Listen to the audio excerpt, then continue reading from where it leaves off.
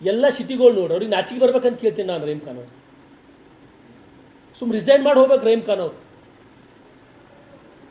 ನನಗೆ ಕೇಳಿದ್ರು ರಹೀಮ್ ಖಾನ್ ಅವ್ರು ಅಸಮರ್ಥ ಒಬ್ಬ ಮಂತ್ರಿ ಅವರು.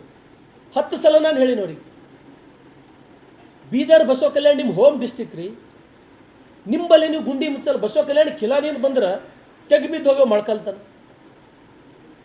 ಇಡೀ ರಾಜ್ಯ ಹೆಂಗೆ ನೀವು ಇದು ಮಾಡೋರು ಸುಧಾರಿಸೋ?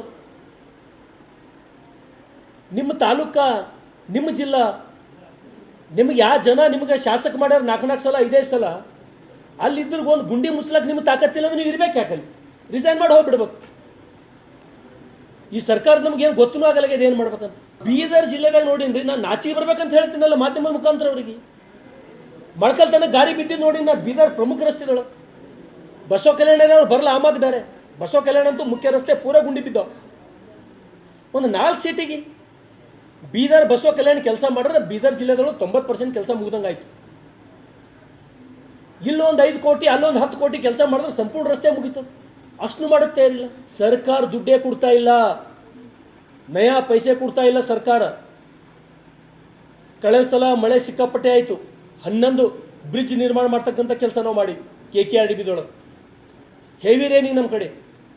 ಕೊಯ್ನೂರದೊಳಗಂತೂ ಧಾರಾಕಾರ ಮಳೆ ಲಾಸ್ಟ್ ಟೈಮ್ 2,000 3 ಸಾವಿರ ಎಕರೆ ಹೊಲದಂದು ಮಣ್ಣು ಕಿತ್ಕೊಂಡು ಹೋಯ್ತು. ರೈತರು ಕುಂತು ಕಣ್ಣೀರು ಹಾಕ್ಲತ್ತಿರು. ಅಟ್ಟೂರು ಕೆರೆ ಹೊಡೀತು, ಕೊಯ್ನೂರು ಕೆರೆ ಹೊಡೀತು.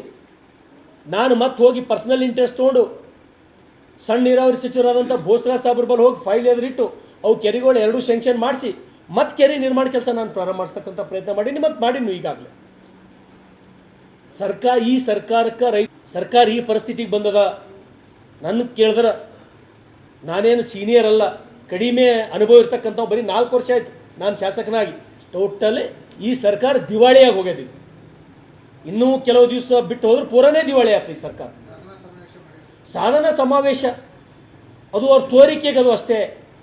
ಸಾಧನೆ ಮಾಡಿದವರು ಸಾಧನೆ ಸಮಾವೇಶ ಮಾಡಲ್ಲ ರೀ. ಯಾರು ಫೇಲ್ ಆಗಿರ್ತಾರ, ನಾವು ಫೇಲ್ ಆಗಿದ್ದು ತಮ್ಮ ಕೊಳಕ್ಕೆ ಮುಚ್ಕೊಂಬ ಸಲುವಾಗಿ ಅದು ಸಾಧನಾ ಸಮಾವೇಶ ಅಷ್ಟೇ. ಸಾಧನೆ ಮಾಡಿದವರು ಸಾಧನೆಗಳು ಮಾತಾಡಬೇಕು, ಸ್ಟೇಜ್ ಹೊಡೆದು ಭಾಷಣ ಅಲ್ಲ. ಯಾರು ಸಾಧನೆ ಮಾಡ್ಲಿಕ್ಕೆ ವಿಫಲರಾದವ್ರ ಸಮಾವೇಶ ಅದು ಸಾಧನಾ ಸಮಾವೇಶ.